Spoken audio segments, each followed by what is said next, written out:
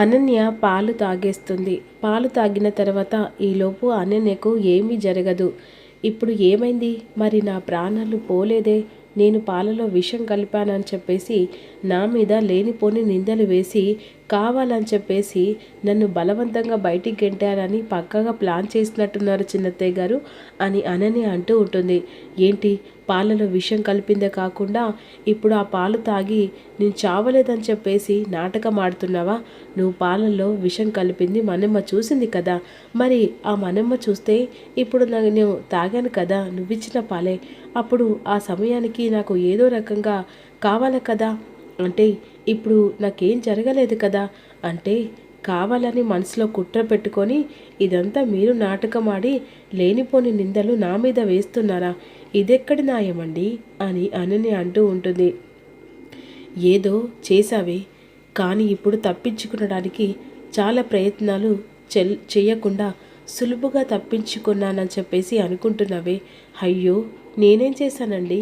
పాలలో విషం కలిపానన్నది మీరే, ఆ పాలు తాగిచ్చింది మీరే, ఇప్పుడు నేనేదో చేసినట్టుగా లేనిపోని నా మీద నిందలు వేస్తున్నారు. మీకు నచ్చకపోతే ఇంతేసి నిందలు వేస్తున్నారా? సరే, నిందలు వేశారేమనుకో, కాకపోతే ఇక ప్రీతి కడుపులో బిడ్డకు నేనెందుకు విషం కల్పిస్తాను? వాళ్ళమ్మ కుంకుమ పువ్వు తీసుకొచ్చింది, ప్రేమగా అత్తయ్యగారు కలిపారు, రోహిత్ తీసుకొచ్చి గదిలోకి ఇచ్చాడు. అదంతా చూసిన తర్వాత అందులో నేనెందుకు విషయం కలుపుతాను? ఇదంతా మీరు ఏదో మనసులో పెట్టుకొని లేనిపోని అన్నీ నేను తప్పులు చేశానని నిందలన్నీ నా మీద వేసినట్టుగా అనిపిస్తుంది. పదమ్మ, లేనిపోని అని ఇలా నిందలు పడడం చాలా బాధగా ఉంది అని చెప్పేసి అనన్య ఎక్కడి నుంచి వెళ్ళిన తర్వాత కాంచన షాక్ అయిపోతుంది. ఇదేంటి, మా అమ్మ బ్రతికే ఉంది.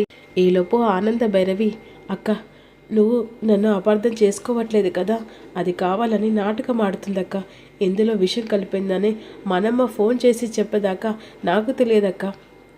లేదానంద, ఇది కావాలని నాటకం ఆడుతుందిలే, దాని గురించి పట్టించుకోకు. అమ్మ తెచ్చిన ఇక అని చెప్పేసి తడబడుతూ ఉంటుంది. అమ్మ ప్రీతి, మనసులో పెట్టుకోకమ్మా, నేను కావాలని ఏం చేయలేదు, ఆ కుంకుమ పూలలో కలిపిందని భయం కొద్దే నేను వచ్చి అలా చేశాను తప్ప వేరే ఉద్దేశించి లేదమ్మా, ఇక క్షమించమ్మా అని అంటున్నా. అయ్యో అత్తయ్య గారు, అంత మాటలు ఎందుకు, అంత పెద్దేసి మాటలు అవసరం లేదు అత్తయ్య గారు, మీరు నన్ను క్షమాపణ అడగడం ఏంటి అని ఈ విధంగా వెళ్ళిన తర్వాత రోహిత్ ఆలోచిస్తూ ఉంటాడు. ఇక ఆ సమయంలో రోహిత్ అలా బయటకు వచ్చి హాల్లో కూర్చుంటాడు. అనన్య వచ్చి పక్కన కూర్చుంటుంది. ఇక ఆ టైంలో ఇదంతా మీకు ఏమర్థమవుతుందండి? ఇప్పటికైనా మీరు అర్థం చేసుకొని కళ్ళు తెరవండి. నేను ఎందుకు ఇలా చెప్తున్నానో కనీసం ఇప్పుడైనా అర్థం చేసుకోండి. మంచితనం ముసుగులో ఉండి మీ పిన్ని కావాలని ఇంటికి వారసు రాకుండా ప్రీతి కడుపులో బిడ్డను చంపడానికి ప్రయత్నిస్తుంది. కానీ మీరు మాత్రం నమ్మకుండా తను ఏదో మంచిది అని చెప్పేసి అంతలా నమ్మేస్తున్నారు. ఆ నమ్మకాన్ని ఒమ్ము చేసుకోలేక లేనిపోని నిందలని నా మీద వేసి ఆ కుంకుమపూలలో విషం కలిపానని చెప్పేసి అంటుంది. కానీ ఆ కుంకుమపూల విషం కలిపితే మరి నేను తాగితే అక్కడ నాకు ఏదైనా కావాలి కదా, అక్కడ నాకేం కాలేదంటే ఇక్కడ కావాలని ఆనంద భైరవి అత్తయ్య కావాలని నాటకం ఆడుతుందని ఇప్పటికైనా అర్థమవుతుందా? అర్థమవుతుందని చెప్పేసి నేను అనుకుంటున్నా. ఎందుకంటే ఇప్పుడు ఈ ఇంటికి వారసుడు వస్తే ఆ తర్వాత ఆస్తి మొత్తం ప్రతి ఒక్కటి ఇక నీ కొడుకే వస్తుందని చెప్పేసి అనుకుంటుంది. అదే ఇక తన కోడలు కడుపుతో ఉంటే ఇక మొదటి ఆస్తి తనకే వస్తుందని చెప్పేసి ఇదంతా కావాలని ప్రీతి కడుపులో బిడ్డను చంపడానికి ఇదంతా నాటకం ఆడుతుంది. కనీసం ఇప్పుడైనా కళ్ళు తెరిచి ఎవరి మంచో ఎవరి చెడో అర్థం చేసుకోండి అనే విధంగా అనన్య ఇక రోహిత్ బుర్రను చెడగొడుతూ ఉంటుంది. ఏందమ్మీ, అసలు ఏం చేస్తున్నావు అర్థం కావట్లేదు. ఆ పాలల్లో విషం కలిపావు, ఆ విషం కలిపిన పాలు తాగేసావు, కానీ అప్పుడు నీకేం కాలేదు. అప్పటికప్పుడు ఏం చేసావమ్మీ? నా కళ్ళ ముంగటనే కదా విషం కలిపావు. కలిపింది నిజమా అమ్మా? ఆ పాలలో కలిపింది నిజమే, అక్కడ తాగిన పాలు నిజమే. నాకేది అర్థం కావట్లేదు. అందాక నేను పాలలో విషం కలిపినప్పుడు ఆ మనమ్మ నన్ను చూసింది, అప్పుడే ఇది ఖచ్చితంగా నిజం చెప్తుంది కదా. ఆ టైంలో ఆనందం భైరవి కాస్త మనం ఆడుకోవచ్చు అని చెప్పేసి ఆ పాలను పారబోసాను. ఆ తర్వాత అక్కడ మళ్ళీ వేడి పాలు పోసి పెట్టాను. ఆ టైంలో రోహిత్ వచ్చి పాలు తీసుకెళ్ళాడు. ఇక మనమ్మ వెంటనే ఆనంద భైరవి కాల్ చేసి చెప్తుంది. అప్పుడు ఆనంద భైరవి బ్లేమ్ చేయొచ్చు. ఇక తన మీద లేనిపోని అని చెప్పి ఈ కుటుంబాన్ని ముక్కలు చేయొచ్చని ఇక ఇలాంటి పక్కగా ప్లాన్ చేశాను. అమ్మో అమ్మి, ఎంత తెలివితేటలమ్మి, ఇంతలా ఆలోచించావు. కాస్త టైంలో భయం వేసింది. ఆ విషం పాలు తాగితే నీకేదో జరగరని జరుగుతుందమ్మ. అంత తేలిగ్గా చేస్తానా? ఈ కుటుంబ ఆస్తిని నా చేతుల్లో పట్టేంత వరకు చావు అనేది నా దరికి రాదమ్మా అని విధంగా అనుకుంటుండగా ఆనంద భైరవి హాల్లో కూర్చొని చాలా బాధపడుతూ ఉంటుంది. అననే కలిపింది మాత్రం నిజం అని చెప్పేసి తన మనసు చెప్పినా కూడా నమ్మలేని సిచ్యువేషన్లో అందరూ ఉంటారు కదా. ఆ సమయంలో అత్తయ్యగారు ఏం ఆలోచిస్తున్నారు? పొద్దున జరిగిన దాని గురించి ఆలోచించడం పక్కన పెట్టండి, మర్చిపోండి. అది ఎవ్వరు కూడా అంతలా సీరియస్గా తీసుకోలేదు కదా అత్తయ్య గారు అని ప్రీతి అంటూ ఉంటుంది. ఈ మంచితనం అమ్మ, కానీ నన్ను క్షమిస్తావు కదమ్మా? అయ్యో అత్తయ్య గారు, ఏంటి ఆ మాట? లేదమ్మా, నన్ను క్షమించు. మీ అమ్మ ప్రేమ కొద్ది తీసుకొచ్చిన కుంకుమ పువ్వు అది నేనే కావాలని చెప్పేసి అలా చేశాను కదా. నేను కాశ్మీర్ నుంచి కుంకుమ పువ్వు కంపల్సరీ తెప్పిస్తానమ్మా. ఇక నన్ను నమ్ముతావు కదమ్మా? అయ్యో అత్తయ్య గారు, నువ్వు తెస్తే ఒకటా, అమ్మ తెస్తే ఒకటా? ఎవరు తెచ్చినా ఒకటే కదా.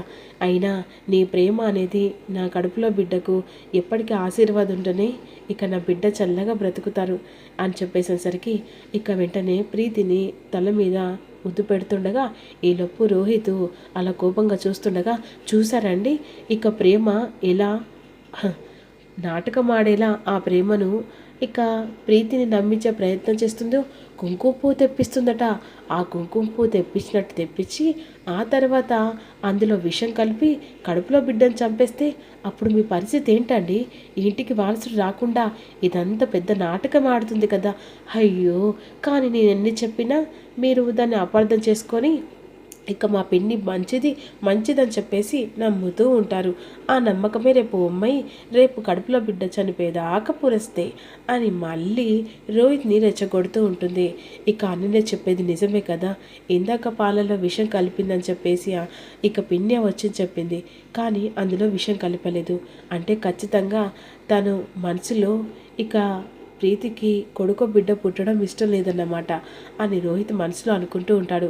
అమ్మ ప్రీతి అని చెప్పేసి హాల్లోకి పిలుస్తూ ఉంటుంది. ఏంటత్తయ్య, నీకు కుంకుమ తెప్పించానమ్మా అని చెప్పేసేసరికి, అయ్యో అత్తయ్య, ఇంత త్వరగా తెప్పించారా? అవునమ్మా, నిన్న చేసిన దానికి నాకెందుకో బాధాకరంగా ఉంది, అందుకనే కుంకుమ తెప్పించాను. సరే అత్తయ్య గారు, నేను పాలలో కలుపుకొని తాగుతాను. ఆగు ప్రీతి అని చెప్పేసి రోహిత్ వస్తాడు.